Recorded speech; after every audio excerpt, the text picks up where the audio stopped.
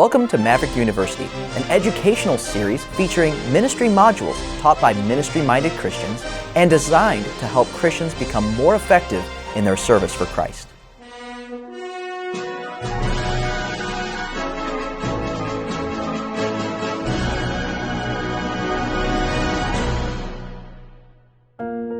Welcome to another edition of Maverick University. I'm your host, David Hallberg. Joining me today is the co-pastor of Northwest Bible Baptist Church and Dean of Students at Providence Baptist College, Brother Phil Cavanaugh. And today, Brother Cavanaugh, we're going to be talking about family relationships, relationships with mom and dad, relationships with siblings. This is important for our younger viewers to watch, those that are going into ministry, to deal with families and deal with counseling young people with, just understanding who their parents are and responding to them correctly, and understanding the value that they have in learning from their siblings even as well.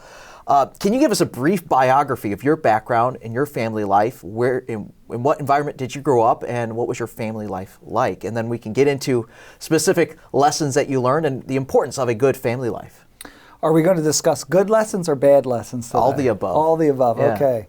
I did grow up in a large family. I'm one of 11, and my parents got saved a little later in life, but loved the Lord and served the Lord, brought us to church, exposed us to the gospel, and really gave us a good grounding to have a desire to please the Lord with our lives and serve the Lord. And it's a blessing to have a goodly heritage, and to have parents. My mom's still alive. Dad went to be with the Lord in heaven, but to have that kind of heritage. I often say that Dad had a burden and his children were called. And he really did have a burden to please the Lord. And sometimes it may have been a struggle in developing that burden, if you will. But he definitely had a desire to serve the Lord in a greater way, and was definitely grateful for the grace of God that saved him and gave us that appetite. And I've got a large family, but a good family, and they love the Lord. Almost all of them serve the Lord in some capacity or another, and that's a blessing. Obviously, you talked about how your dad was saved later in life, and was he saved before you were born, after you were born? He was saved right before I was born, actually. Okay. And so they had 5 children before they got saved, and then they had another 6 after they got saved. So I was the first in the family, I guess, to be saved into a home with saved parents, and then there was 5 more after me. Obviously, sanctification is a gradual process, and no doubt early on in your childhood, your parents, were learning what it was to be a Christian and to be sanctified, and learning what it was to be a Christian and saved parent and to try to raise godly children. Obviously, no one's perfect, and you saw maybe mistakes your parents made and things they've learned from. How did you manage that as a young man? Knowing that maybe your parents are wrong. A lot of young people can be bitter about the way their parents handle a situation.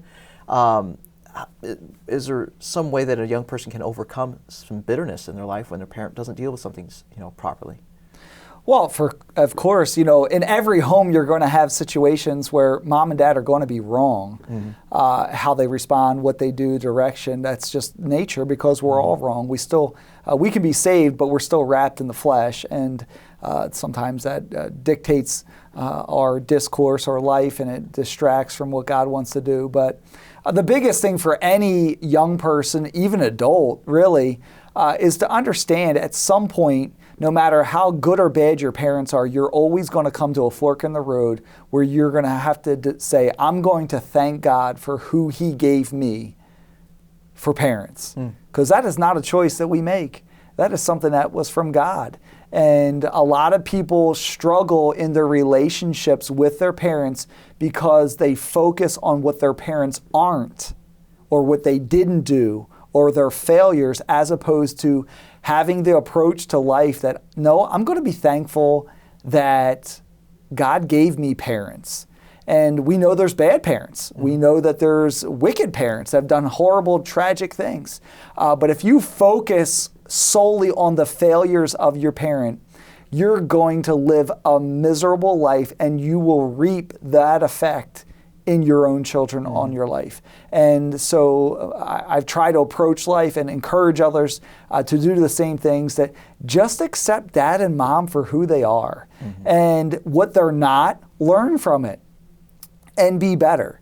But otherwise, you're going to just get bitter. You'll be bitter, you'll be resentful, and really it's pretty, if you think about a lot of in the orbit in which I operate, there are a lot of young people that are bitter or resentful to their dad and mom, and when it comes down to what, it is extremely immature, the things that they're bitter or resentful to their parents, when if they were to focus on all the things that their parents were and exposed them to and brought them to church and exposed them to Jesus Christ, and especially in the Christian world, it's absolutely tragic how many young people have destroyed their lives because it's like, dad and mom made me go to church 3 times a week. Oh, I'm sorry. You know, and so you have very immature, sadly, very immature adults now, that when they were kids, they just didn't get it. And every one of us at some point didn't get it. We didn't get it. We were upset. We got mad. We didn't like what they were telling us to do or not. But you have to come to that bridge. And by the way, for every perfect home that's out there, it doesn't matter how perfect dad and mom are, the child still has to come to that decision that I'm going to love them for who they are, and I'm going to love them for who they're not. And I'll accept them. No, I don't agree with that. Well, that's okay. Just live, and you'll learn whether you were right or they're right, and you can make an adjustment as you go, instead of living a life full of vitriol and hatred, and really you limit your future. Unbelievable talent, unbelievable ability exists today in many young people, in the lives of many young people, and many young marriages and homes, but they're so stuck on being a victim instead of saying, no, I'm not going to be a victim. I'm going to be grateful for God and what he gave me with the parents that he gave me, right or wrong or indifferent, and I'm going to build upon that to experience the victorious Christian life. And if you have that approach or mindset, watch what God can do and help you influence other people simply by just being thankful. And really one of the biggest things that you have to learn in a home, a big home, small home, is that I'm just going to choose to be thankful. And if I can keep that spirit of gratitude and thankfulness for what the Lord has done for me, then I know that it'll protect my spirit and allow me to be productive. I was having a conversation with my dad the other day, and you're talking about just being thankful, not for what your parents aren't, but for what they are.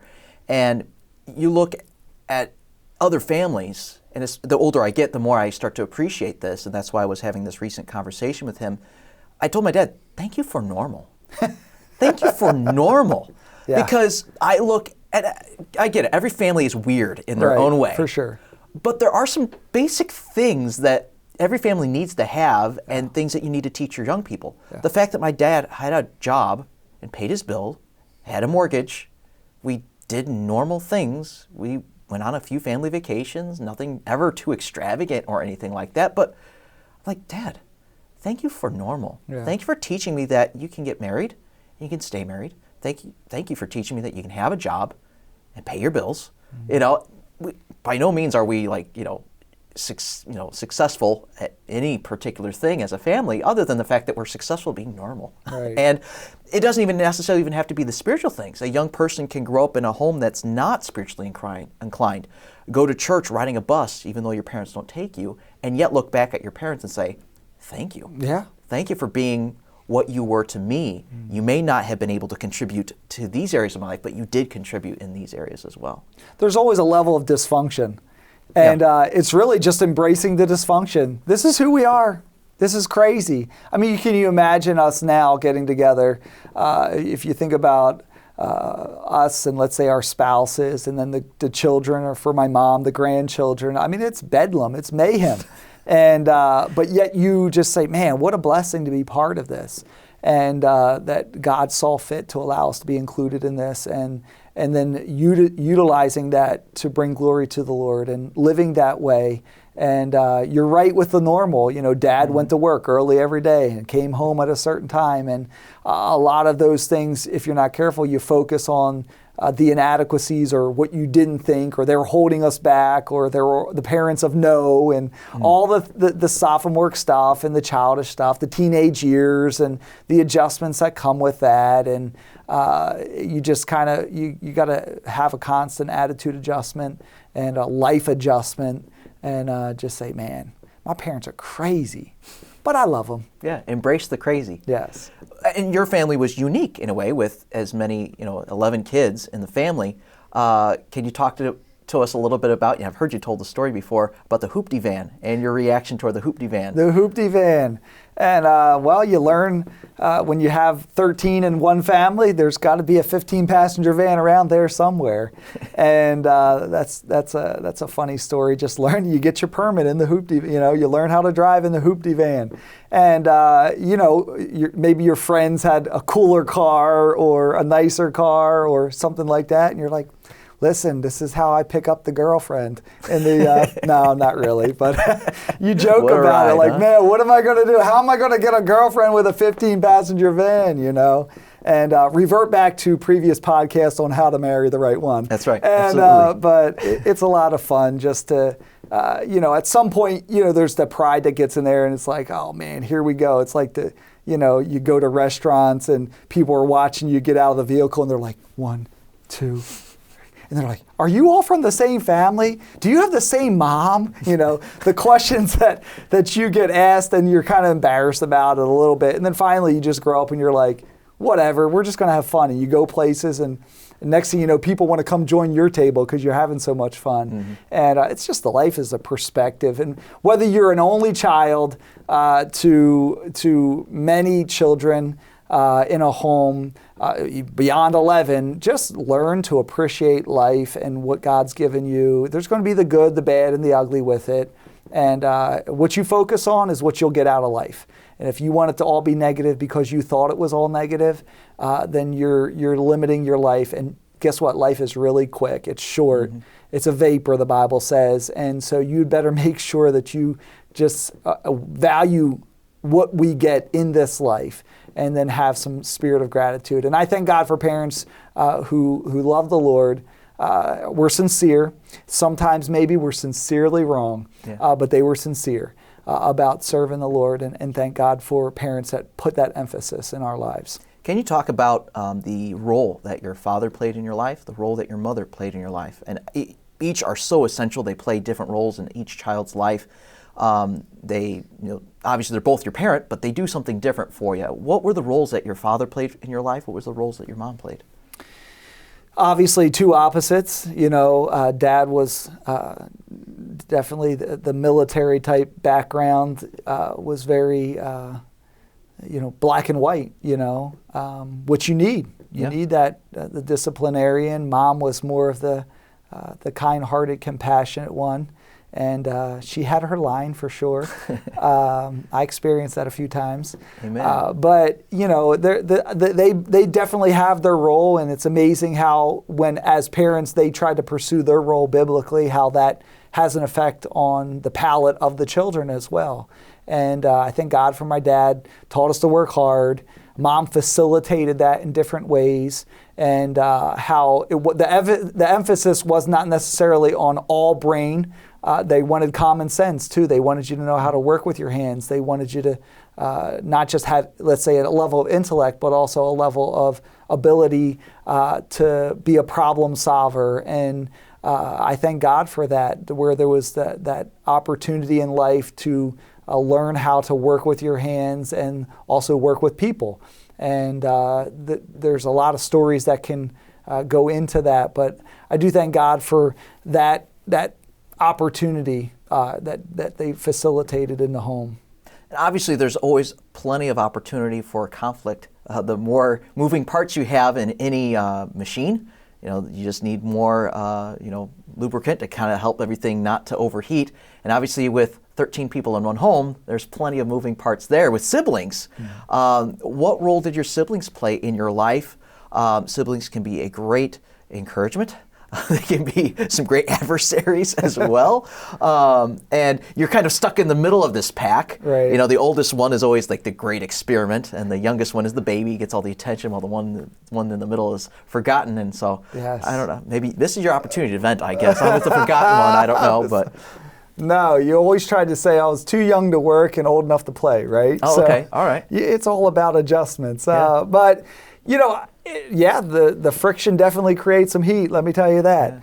Yeah. And we're not necessarily the most docile family on top of all of that. You know, some big families might be a little more quiet and reserved. We were never really that kind. We were active and at it, to say. So there was daily conflict for sure.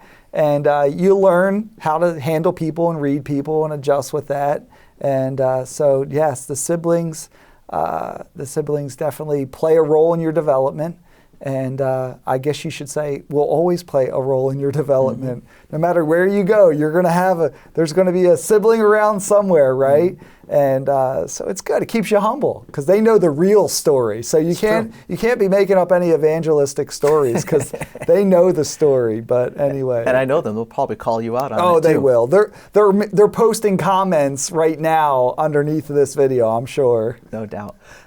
Now, translating, your past experiences to the family that you have today, with you, your wife, and your children, what are you trying to emulate? What are you trying to, take from what you had with your mom and dad and your siblings, and what are you trying to make sure that gets copied and gets experienced in your own home as well? I think it's important to take from a dad and a mom the spiritual emphasis. If I could say anything to my children would be just take the spiritual and focus on that and allow everything else to follow. And my parents did that. They wanted the best for their kids, but they wanted the spiritual best. Mm. And it's amazing that emphasis, and for my children, I want that.